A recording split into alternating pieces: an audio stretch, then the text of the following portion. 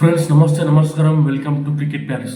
Friends, IPL మహా మహా cricket పెద్ద క్రికెట్కి ఒక కుంభమేళ అన్నట్టు ఐపీఎల్ అనేది.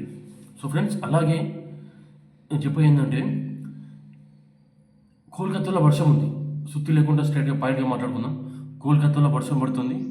ఈ వర్షం పడడం వల్ల ఏమవుతుందంటే పిచ్ రఫ్ పిచ్ అయితేనేమో పొడి పొడిగా తయారవుతుంది, సాఫ్ట్ పిచ్ అయితే మెత్తగా ఉంటుంది. సో ఎట్లకెళ్ళకు టాస్ గెలిచి బౌలింగ్ ఎంచుకున్న వారికి అవకాశాలు ఎక్కువగా ఉంటాయి. సో ఎక్కడ ఉంటే ఈరోజు టాస్ వచ్చేసి బెంగళూరు గెలుస్తుందని కనిపిస్తుంది.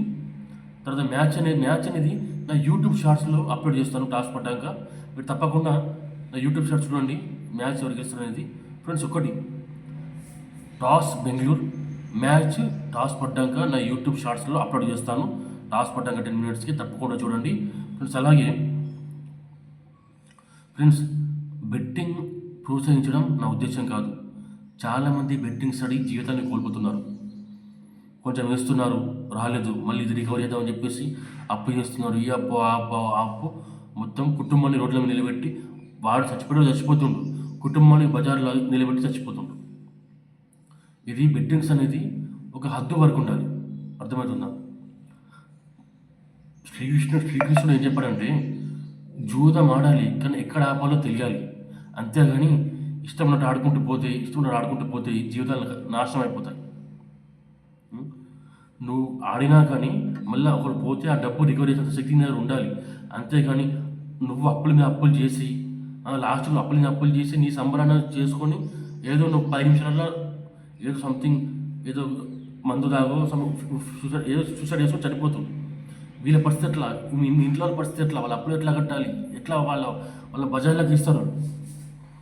కూడా గుర్తుపెట్టుకోండి, ఎవరిని కర్మ వాడే అనుభవిస్తాడు. ఎవడు కర్మ వాడే అనుభవిస్తాడు. నేను వీళ్ళ మాటలు నమ్మినా వాళ్ళ మాటలు నమ్మినా ఒక్క నానే ముందు మనకు బుద్ధి లేదనుకోవాలి. నీ ఇంట్లో పరిస్థితి నీకు తెలియదా?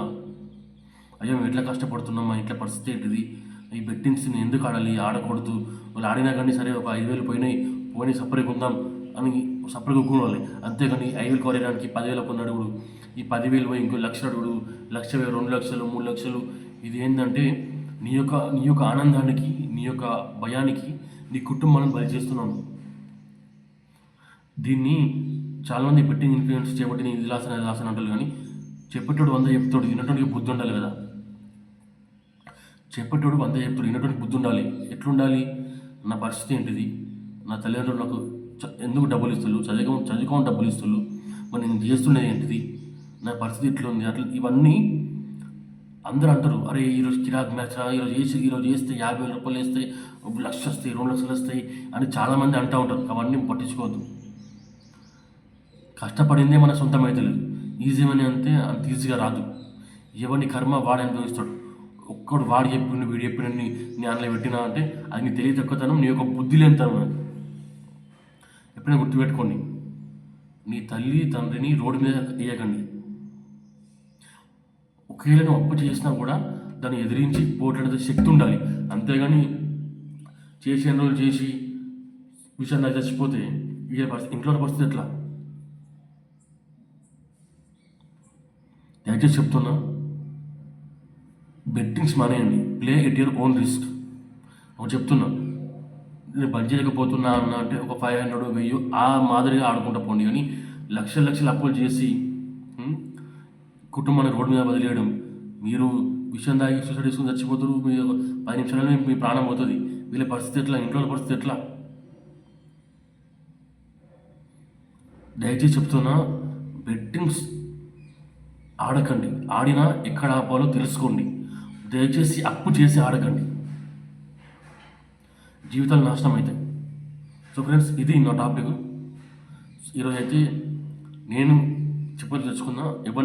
నేను చెప్పాల్సింది ఏంటంటే ఎవరిని కర్మ వాడు అనుభవిస్తాడు. సో అది పక్కన పెడితే ఈరోజు టాస్ వచ్చేసి బెంగళూరు గెలుస్తుంది. మ్యాచ్ వచ్చేసి నా యూట్యూబ్ షార్ట్స్లో అప్లోడ్ చేస్తాను. సో దయచేసి నా యూట్యూబ్ షార్ట్స్ చూడండి. అలాగే ఈరోజు ఓపెనింగ్ సెరమనీ టాస్కి 45 minutes ఉంది కావచ్చు. మరి వర్షం కారణంగా ఓపెనింగ్ సెరమనీ ఉంటుందో తెలియదు.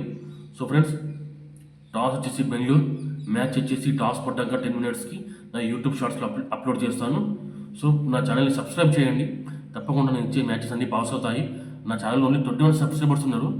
రేపు మళ్ళీ ఒక 10 సబ్స్క్రైబర్స్ పెరుగుతూనే మీకు మళ్ళీ నేను ఇస్తాను రిపోర్ట్ అనేది, లేకుంటే ఇవ్వను. దయచేసి నా ఛానల్ మీ ఫ్రెండ్స్కి షేర్ చేయండి, సబ్స్క్రైబ్ చేయండి. సబ్స్క్రైబ్ చేసుకోమని చెప్పండి, మీరు కూడా సబ్స్క్రైబ్ చేసుకోండి. Thank you friends. జై హింద్, జై భారత్.